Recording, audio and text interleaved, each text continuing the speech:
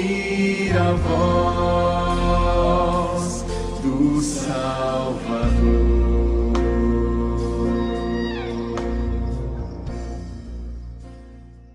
Pai, na tua presença estamos, ó Deus, reconhecidos de que nós necessitamos de palavra do Senhor, necessitamos de alimento, Pai, necessitamos de ouvir do Senhor, e pedimos que o Senhor fale conosco, que a tua palavra possa alcançar que nem flecha no nosso coração, Pai, que possa alcançar a necessidade de cada um, que mesmo sendo diferentes, o Senhor sabe como atingir cada coração, a cada necessidade, Deus. Então eu peço que o Senhor ministre ao coração dos meus irmãos, como o Senhor tem ministrado o meu coração com essa palavra, em nome de Jesus, amém.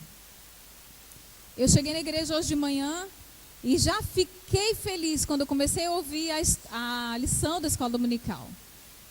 Confirmação, Deus falando comigo, é isso mesmo que eu falei para você, é isso que você vai falar à noite, porque o presbítero Álvaro estava dando a lição exatamente, parece que a gente tinha combinado, né, sobre santificação, sobre santidade. E muito do que ele falou hoje, se a gente se conversar, né, se a gente combinar, é aquilo que Deus colocou no meu coração para falar à igreja. Então, eu queria falar um pouquinho com os irmãos sobre o que é santificação. Primeiro, uma coisa mais teórica, né, que a gente conversa um pouquinho, é importante a gente entender o conceito, né, o que significa santificação. Então, eu vou partir de 2 pontos. Primeiro, que a santificação ela é um ato, é pontual. É o sacrifício de Jesus na cruz, foi aquilo que nos santificou, não é? Ele derramou seu sangue, ele nos redimiu, ele nos tornou santos. E isso é santificação, depende só do Cristo. Mas a santificação também é um processo. E esse processo, com certeza, depende dele ainda, mas nós temos a nossa participação em relação a isso, né? Ele é um exercício diário. A santificação, ela se dá no nosso dia a dia, é a nossa renúncia do pecado a cada dia, e a gente vai vivendo essa luta no dia a dia. E aí eu queria que a gente abrisse lá em mais 2 versículos de Romanos agora, capítulo 12, 1 e 2. Muita gente já sabe ele de cor. Então quem souber de cor nem precisa a Bíblia, a gente só recita, mas quem não souber, a gente vai ler junto também, como são 2 versículos só.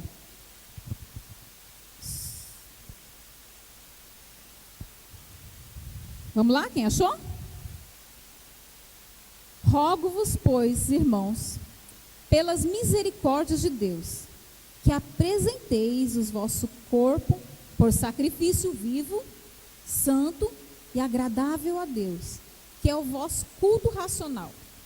E não vos conformeis com este século, mas transformai-vos pela renovação da vossa mente, para que experimenteis qual seja a boa, agradável e perfeita vontade de Deus.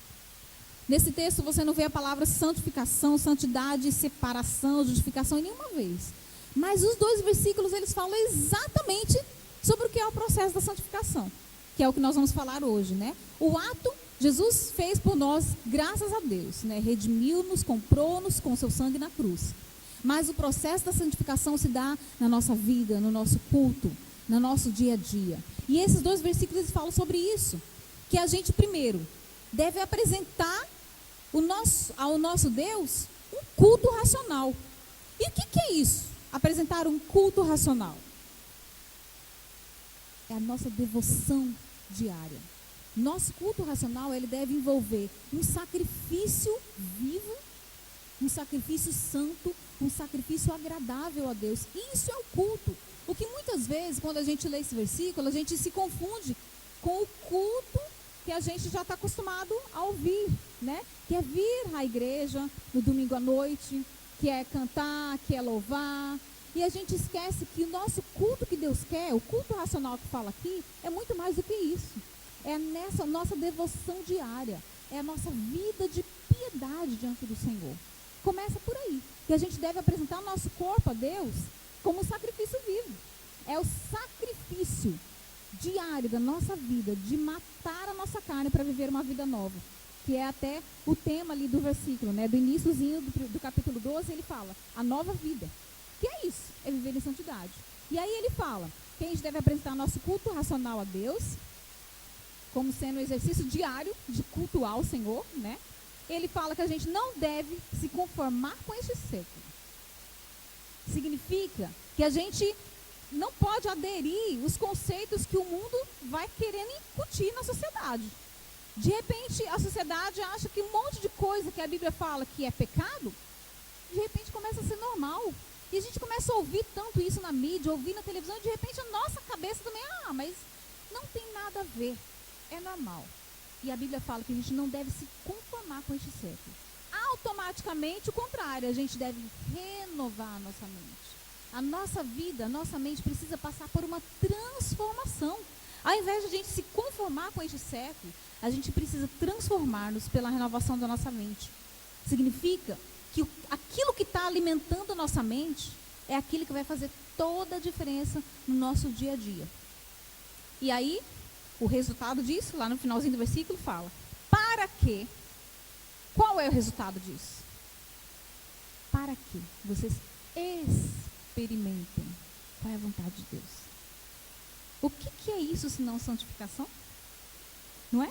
A gente vai se sacrificando diante do Senhor, tendo a nossa vida aos pés dele, apresentando o nosso culto diário, não nos conformando com tudo isso que o diabo está querendo colocar para a gente vai transformando a nossa mente para que a nossa mente se pareça com Cristo, e aí pronto, a gente vai experimentar a boa, agradável e perfeita vontade de Deus.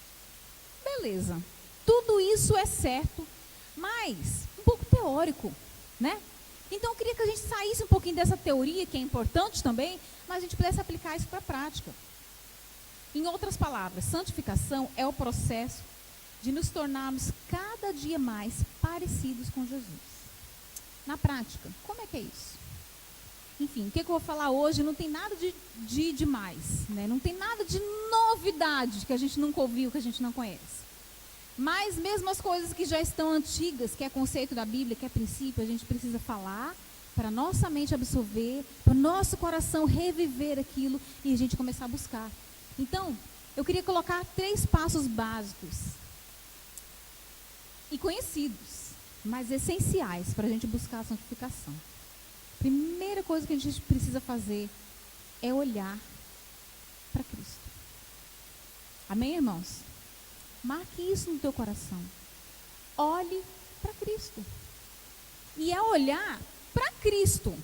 Não é olhar para o pastor, não é olhar para o seu líder de célula, não é olhar para o seu padrinho ou madrinha de casamento, não é olhar para pessoas, é olhar para Cristo. É importante a gente ter referencial.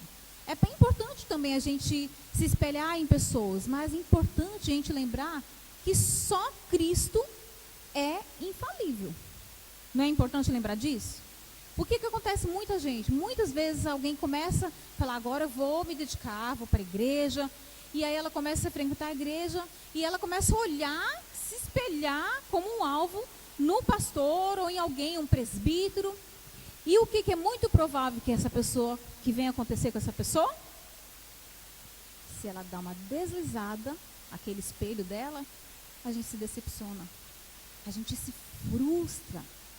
E a gente muitas vezes fala, cara, mas o Álvaro, que eu pensei que era um espelho para mim, presbítero lá na igreja, ele dá aula na escola dominical, um professor, um homem eloquente na sociedade, mas faz uma coisa dessa.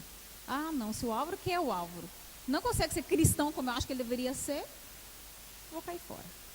E muita gente se decepciona e sai da igreja, porque ele está olhando para o ser humano. E não esquece de colocar os seus olhos em Cristo.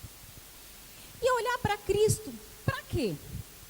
Para que a gente, o que tem a ver com olhar para Cristo, que a gente ser santificado? Olhar para Cristo, queridos, é para ver, é para observar, é para aprender, é para conhecer. A gente começou o nosso culto cantando essa música, né? Conhecerei e vou prosseguir em conhecer o Senhor. Olhar para Cristo significa eu quero conhecer o meu Cristo. Quem eu estou servindo, quem eu decidi seguir. Eu quero conhecer o meu Senhor. E a melhor forma da gente conhecer alguém é passando tempo com ela, não é? Quanto mais a gente passa tempo com a pessoa, mais a gente conhece dela. quanto mais a gente conversa com ela, mais a gente conhece sobre aquela pessoa. A gente começa a pegar opinião. Você quer uma decisão, você liga para fulano. Fulano tem uma palavra boa, sábia, vai me ajudar. Liga, você manda uma mensagem. De repente você está passando por um problema, é a pessoa a quem você vai recorrer para conversar. E aí a intimidade começa a se fazer. Você começa a ter mais intimidade. Aí, de repente, a pessoa te chama para almoçar na sua casa. Aí você vai lá, almoça a primeira vez. Aí passa outro dia, toma um café junto. Combina para ir no shopping para tomar um sorvete. Na prática, não é assim que a gente conhece alguém? Aí, está com vontade de fazer uma leseira. Ai, vamos lá, vamos ficar de bobeira hoje. Vamos só lá no cinema assistir um filme. A pessoa que eu vou ligar é a pessoa com quem eu tenho mais intimidade. De repente, você tem tanta intimidade que você nem precisa nem marcar o almoço mais. Você chega na Letícia, ó, Letícia, meio-dia, tem um arroz com feijão aí? Tem um ovo frito, tem ovo também, que eu estou com fome, eu não tenho tempo, eu tenho que ir para o trabalho. Você tem intimidade para fazer isso com a pessoa. E você tem tanta intimidade que você até pode dormir na casa dela. Parece do nada. Não é? Quanto mais intimidade, isso se torna natural. Porque você convive, porque você passa tempo e mais tempo e mais tempo. Chega um ponto que você só de olhar para aquela pessoa assim, ó. Cai na risada os dois, gargalhado. Porque vocês já se comunicaram no pensamento. Não precisa falar nada. Já conhece. Irmãos, isso tem tudo a ver com o nosso relacionamento com Cristo. Como é que a gente se dá? Como é que faz esse conhecimento em relação ao Cristo?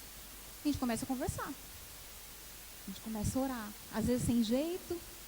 Às vezes você está num vício. Não, vou começar na igreja. Eu nem parei de fumar ainda. Começa.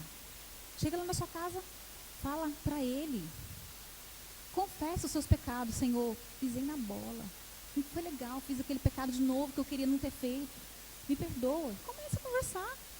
Aí você pega a palavra e deixa ele conversar contigo. Começa a ler um versículo da Bíblia. Começa um capítulo da Bíblia. Pega um livro pequenininho. Eu estava falando isso para quem esqueci semana passada. Tem muita gente que não tem costume de ler a Bíblia no dia a dia. E nem sabe por onde começar, porque a Bíblia é um livro tão grande, são 66 livros, eu vou começar por onde? Eu não entendo nada.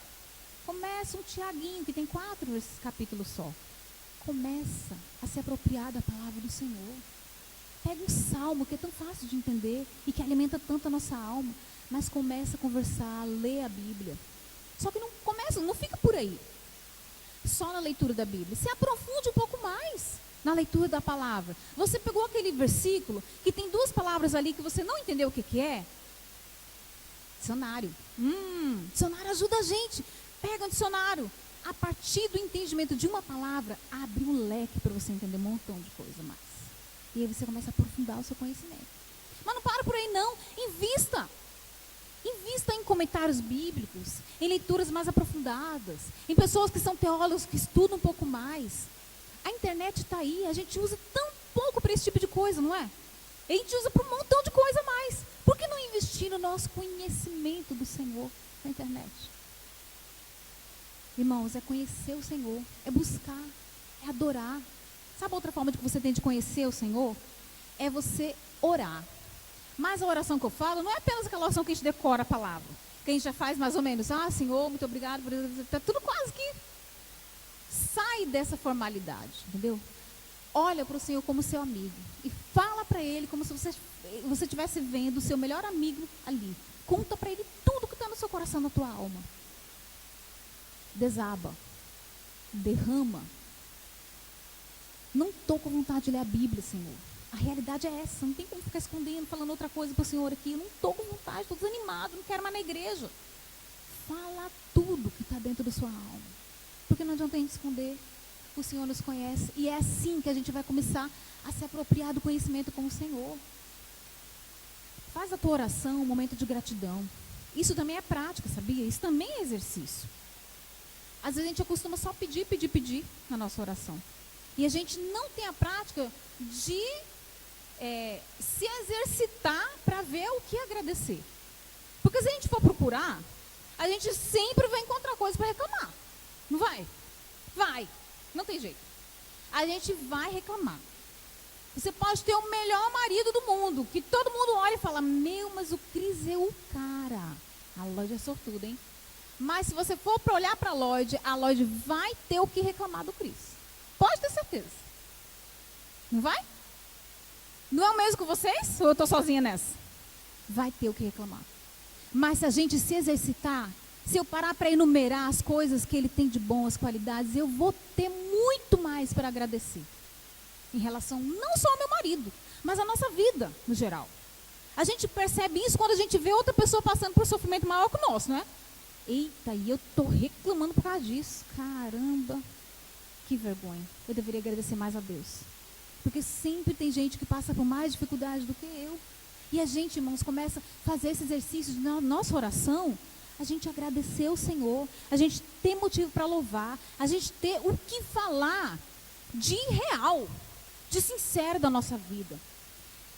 A gente também, outra forma da gente aprender a conhecer o Senhor, é a gente trabalhar. Sabia? Não é verdade? Quando você começa a trabalhar com alguém, você não tem mais contato com ela. Você começa a ter mais intimidade porque você está ali no dia a dia, no trabalho. A mesma coisa é com Jesus, irmãos. Começa a trabalhar na igreja. Começa a trabalhar no Projeto I. Começa a buscar coisas para fazer que vai alimentar outras pessoas, que vai contribuir para o reino de Deus. Isso faz a gente crescer um tanto no conhecimento de Jesus. Um tanto. E tem tantas outras formas da gente crescer no Senhor, da gente crescer no nosso conhecimento. Todos esses itens nos levam a poder conhecer Jesus, a poder ouvir dele, aprender o caráter dele, a sua conduta. É assim que a gente conhece. Tanto vale para as pessoas quanto para o Cristo. Estava comentando esses dias aqui a história de Elias, né? Elias falou assim, ó, chama o povo aqui, todo mundo. A galera se reuniu lá, ó, eu tô cheio desse negócio. Ou vocês são de Jesus, ou vocês servem a Baal. Resolva. Decide. Quem que vocês querem servir, afinal? Eles vão ficar até cocheando entre dois pensamentos. Cochear é isso aqui, ó. Tá em cima, tá embaixo. Tá em cima, tá embaixo. Lembra que Jesus curou o coxo lá? Pois é. O que acontece? Elias falou, vocês se decidam. Aí Elias falou assim, ó, eu já decidi que eu vou servir o meu Deus, porque eu conheço ele. E eu conheço tanto o meu Deus que eu sei que se ele quiser mandar fogo do céu para destruir esse altar todo e provar para todo mundo que ele é Deus, ele pode. E aí o povo falou, os 450 profetas de Baal contra Elias, sozinho profeta do Senhor. E o povo falou, rapaz, é boa essa palavra aí, a gente topa. Beleza. E aí eles clamaram, Deus dele, clamaram de manhã até meio-dia. E cadê o fogo que você não manda, Baal? Manda fogo para nós, consome esse altar. E nada. E Elias estava lá, sozinho, passeando para lá e para cá, tirando sarro na cara deles, zombando, clama mais alto. Vai que o Baal está atendendo alguma necessidade. Ué, vai que ele foi dormir e não está ouvindo? Clama mais alto. Nada de fogo. E Elias falou, agora chega, agora sou eu, minha vez. Senhor, prova para esse povo que tu és Deus verdadeiro, que tu és o Senhor, que o Senhor mande fogo do céu para todo mundo perceber quem é Deus de verdade e se decida de uma vez por todas. Elias só pôde fazer isso porque ele conhecia o seu Deus. Ele conhecia a tal ponto que ele sabia que aquilo era um milagre, não era assim, todo dia sair cair em fogo do céu. Não, ele sabia que Deus podia fazer. Então, irmãos, primeira coisa, olha para Cristo, para conhecê-lo. E uma segunda atitude que a gente pode ter para nos santificarmos no nosso dia a dia é olhar para mim. Como assim? Diferente, né? Que história o negócio de olhar para mim? Olha para você. Primeiro olha para Cristo, depois olha para você. Vamos ler juntos Isaías 6? Deixa sua Bíblia aí, abertinha.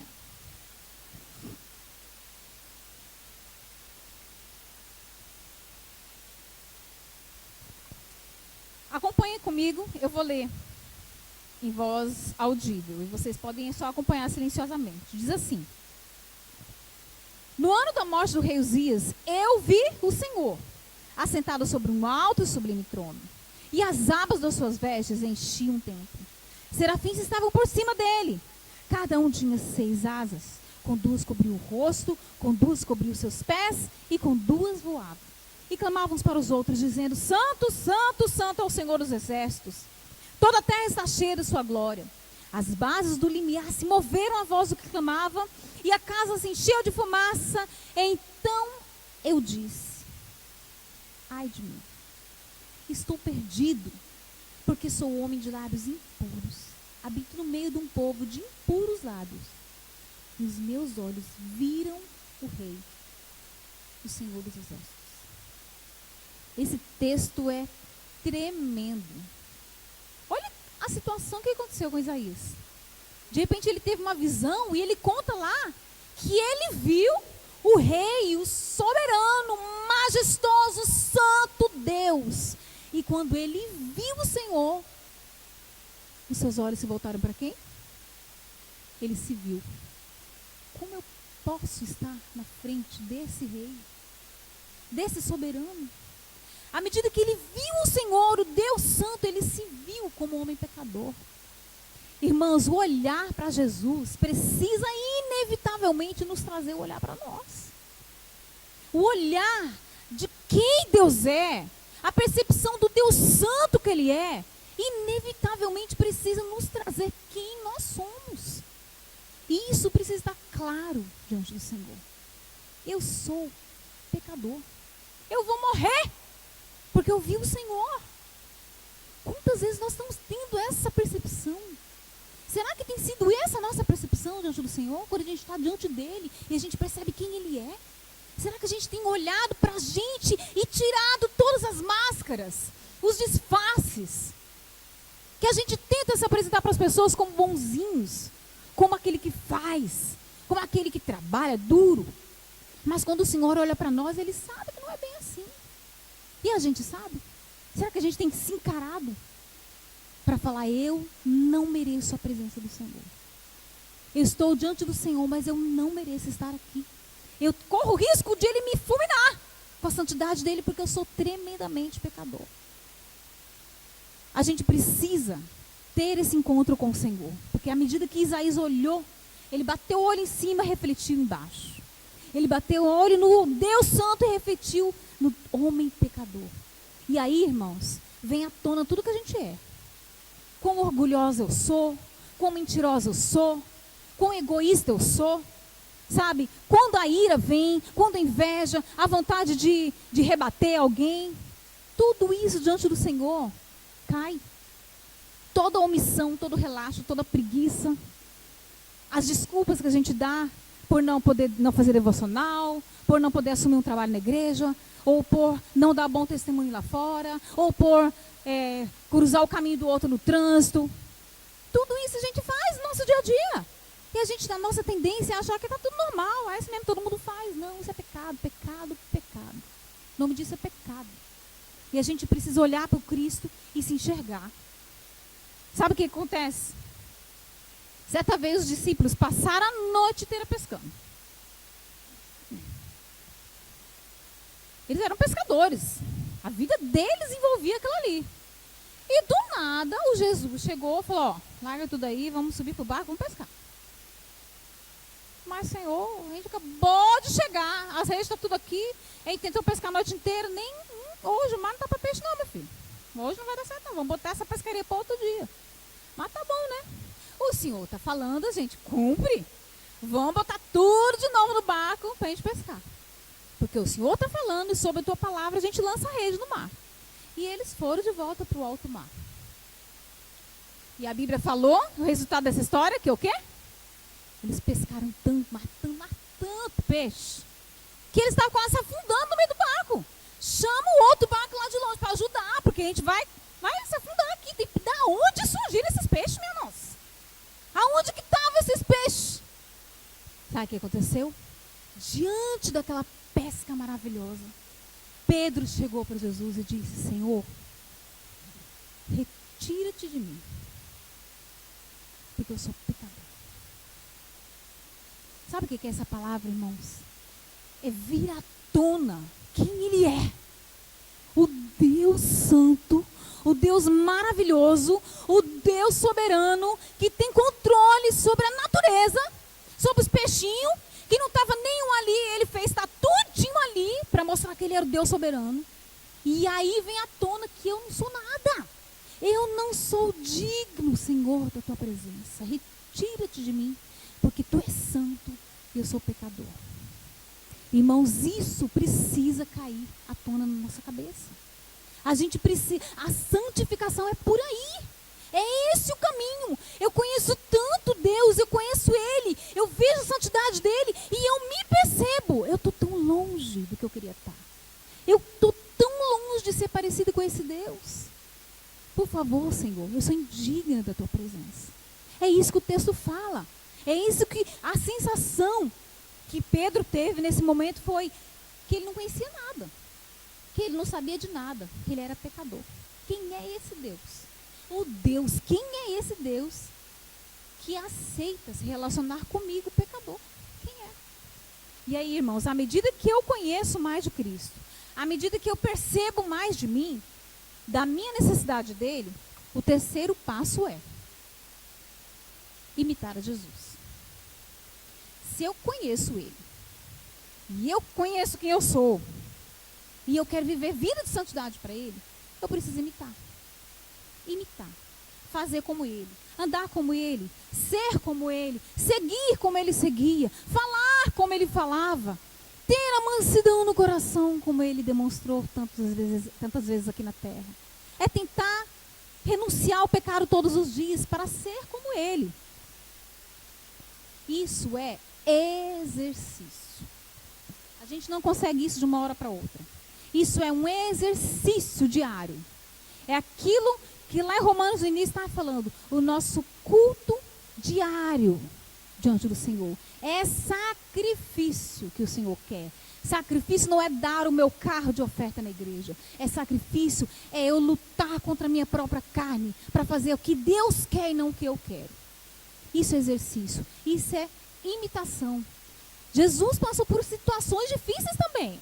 Jesus passou por tentações, mas ele foi capaz de falar, eu quero a vontade do Senhor. Senhor, dá um jeitinho aí para não ter que passar por aquela cruz. Mas, Senhor, que seja feita a tua vontade. Exercício de renúncia da minha vontade. Exercício de não se render ao pecado. De submissão à vontade do Senhor acima da minha vontade. Exercício de sempre agradecer e não ficar reclamando, murmurando. Exercício de viver uma vida de devoção diante do Senhor. Exercício de leitura da palavra. Exercício de perdão. Exercício de renovação da nossa mente contra esses conceitos mundanos. Exercício de amor ao próximo. Amor verdadeiro, amor que se doa. É exercício diário. Sabe o que fala lá em Tiago? Lá em Tiago 1, versículo 22, acho que 22 em diante. Tem um versículo lá que fala assim, ó.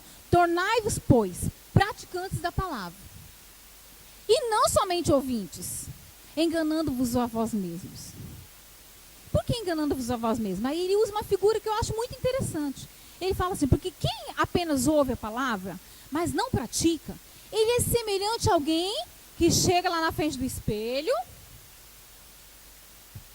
se olha, maqueia, passou o batom no seu espelho, agora vai olhar se está certo. Aí olha, ixi, está tudo melado aqui, errei tudo o batom. O meu rímel ficou lá, mulher, né? Mulher que tem muito disso, né? O rímel ficou lá em cima, não olhei nada. O espelho vai te mostrar tudinho quem você é. Aí a Bíblia fala que aquele que apenas ouve a palavra e não pratica, é semelhante àquele que se olha no espelho, vê tudo, as perfeições e as imperfeições, e deixa o espelho para lá e vai embora. E nem se lembra do que ele viu no espelho. O que o espelho acabou de falar para ele, ele não lembra de nada. Porque ele não resolveu o problema que o espelho estava mostrando para ele. É como a palavra, o espelho do Senhor. A gente olha a palavra, lê, vê, e aí a palavra fala tudinho pra gente o que a gente tem que mudar. Está errando nisso e nisso e nisso, Lloyd. Olha Deus falando, olha o espelho te mostrando. Eu fecho a Bíblia, vou embora. E faço de conta que não vi nada. E aí eu começo a me enganar, a mim mesmo. Porque eu fico pensando assim, eu estou lendo a palavra todo dia. Tá ótimo. Ixi, tem muita gente que nem lê o versículo da Bíblia, pois eu leio todo dia. O que adianta eu apenas ler a palavra todo dia? E eu não sair dali e falar, eu vou dobrar o meu joelho, eu vou tentar mudar isso. Aquela mulher no meu trabalho, aquela minha colega de trabalho, está me aperreando a vida. Todo dia eu tenho encrenca com ela, porque meu pai, que mulher chata. Aí eu leio a palavra e vejo que a palavra fala sobre perdão. Deus ministra no meu coração sobre o amor ao próximo, sobre ter tolerância um com o outro. E eu chego no meu trabalho e solto os cachorros com a mulher. Sim, minha filha, tu não leu na minha palavra? O que eu acabei de te mostrar no espelho? Você não vai fazer nada. Você está se enganando, Lloyd. Não é assim que é ser santo. Não é assim que é ser de Deus, que é ser de Cristo. Não é assim que você está me imitando. Não é assim que eu faço. Então, irmãos, não adianta a gente apenas olhar para Cristo e conhecer, a gente olhar para a gente ver que a gente está errado, se a gente não fizer nada. Porque o processo da santificação se dá por esse caminho. Entendeu? Todo o exercício diário da mudança. A nossa luta contra o pecado, ela é diária. E a santificação é luta. É milita. É carne lutando contra o espírito. Quem eu alimento mais vai vencer essa guerra. Se eu alimento mais a minha mente, minha vontade de vingança, é isso que vai prevalecer. Se eu alimento o meu espírito com a palavra do Senhor, com mudança do Senhor no meu coração, com transformação, a minha vida será santificada pela luta diária. Agora, eu quero lembrar você uma coisa. Quanto mais você se exercita, mais você está sendo santificado. Você está no processo de santificação. E aí eu queria lembrar exatamente essa palavra. Lembra que você está no processo. Lembra que você não terminou ainda. Lá em Filipenses 1,6, fala assim, ó, aquele que começou a boa obra em vós, há de completá-la até quando? Alguém sabe esse versículo? Pode falar alto. Até o dia de Cristo Jesus. Então, irmãos, não fique pensando assim, olha, diante dessa palavra dura aí, ó, Lloyd, é melhor eu cair fora, não vou ser cristão porque eu não vou conseguir nunca, porque eu não consigo ser santa assim não. E aí eu queria falar essa palavra para o teu coração. Essa palavra não é de desânimo, essa palavra é de ânimo. É para que você volte para casa e fale, eu vou lutar contra o pecado, porque eu estou no processo, Deus não terminou de trabalhar em mim ainda, Ele ainda está me trabalhando. Aquele que começou a boa obra em você, irmão, está fazendo. E vai completar a obra até o dia de Cristo. A cada dia a gente vai lutando um pouquinho mais. A cada dia a gente vai se santificando um pouquinho mais. Quanto mais a gente luta contra o pecado, a gente vai sendo um pouquinho mais santificado. E assim vai a obra. Você e eu estamos sendo trabalhados, irmãos. Tá igual o barro lá na mão do oleiro. Entende? Às vezes faz, mora, está quase pronto, deu uma erradinha, pum, o negócio estragou tudo, escangalhou. O que o oleiro faz? Joga fora, começa tudo de novo. O que o oleiro Deus faz? Vamos refazer esse barro aqui, ó. Calma aí. Vamos começar tudo do zero e vamos sendo trabalhados. É assim que a gente vai se amoldando a ser como Cristo é. É sendo moldados, é sendo trabalhados. E assim ele vai continuar até quando Jesus nos voltar ou quando Jesus nos levar para a sua glória. Então, não se desanime. Não está sendo fácil para você, não está sendo fácil para mim. Mas a gente está no processo. O Senhor começou a boa obra em mim. E quando a gente erra, Ele vai nos corrigir. Não porque Ele não gosta de nós. É como o pai, né? E que corrige o filho. Lá em Hebreus fala isso. Vamos voltar lá para o nosso texto de Hebreus 12. É interessante a gente ler esse versículo. Hebreus 12, de novo.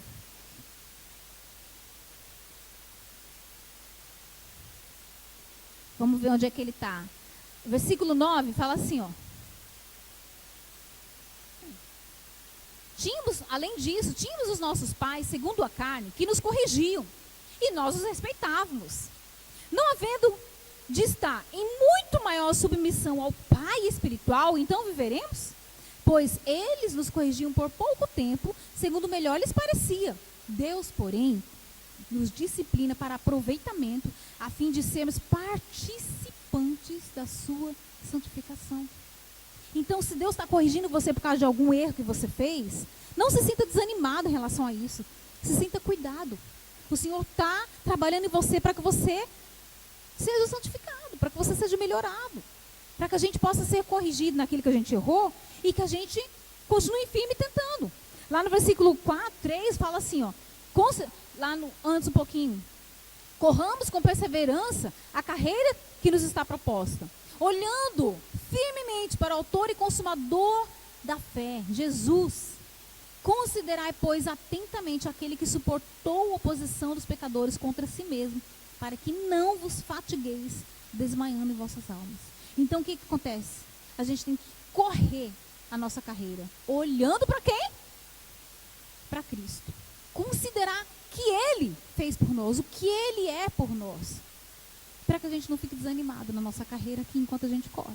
Para que a gente consiga correr animado. Senhor, me corrige naquilo que eu errei. Me ajuda.